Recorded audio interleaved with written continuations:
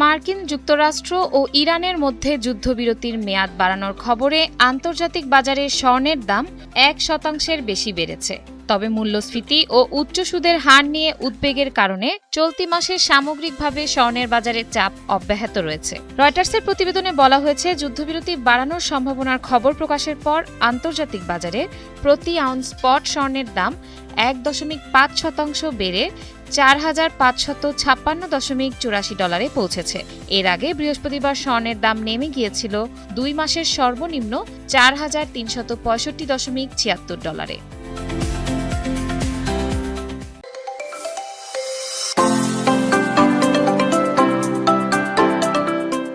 মার্কিন president Donald Trump জানিয়েছেন, ইরানের সঙ্গে যুদ্ধবিরতির মেয়াদ বাড়ানোর বিষয়ে একটি সম্ভাব্য চুক্তি নিয়ে তিনি শিগগিরই চূড়ান্ত সিদ্ধান্ত নেবেন। আলোচনায় হরমুজ প্রণালী পুনরায় উন্মুক্ত করা এবং ইরানের পারমাণবিক কর্মসূচি নিয়ন্ত্রণের বিষয়েও গুরুত্ব পাচ্ছে।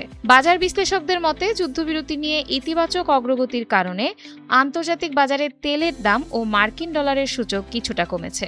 ডলারের মূল্য কমে যাওয়ায় বিদেশি ক্রেতাদের জন্য স্বর্ণ কেনা তুলনামূলক সাশ্রয়ী হয়েছে, যা দাম বাড়াতে সহায়তা করেছে। তবে একদিনের এই উল্লস্ফনের পরও চলতি মাসে স্পট স্বর্ণের দাম 1% বেশি কমেছে। এর প্রধান কারণ যুক্তরাষ্ট্রে মূল্যস্ফীতির চাপ এবং দীর্ঘ সময় সুদের হার উচ্চ পর্যায়ে থাকার আশঙ্কা। বিশ্লেষকদের ধারণা, মূল্যস্ফীতি নিয়ন্ত্রণে না আসা পর্যন্ত মার্কিন কেন্দ্রীয় ব্যাংক ফেডারেল রিজার্ভ দ্রুত সুদের হার কমানোর পথে হাঁটবে না।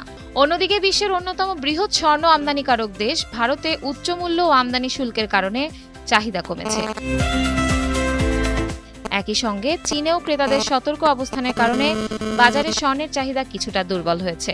স্বর্ণের পাশাপাশি অন্যান্য মূল্যবান ধাতুর বাজারেও মিশ্র প্রবণতা দেখা গেছে।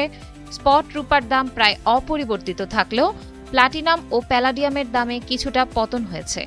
এর মধ্যে প্যালাডিয়ামের দাম চলতি মাসে 11% বেশি কমেছে।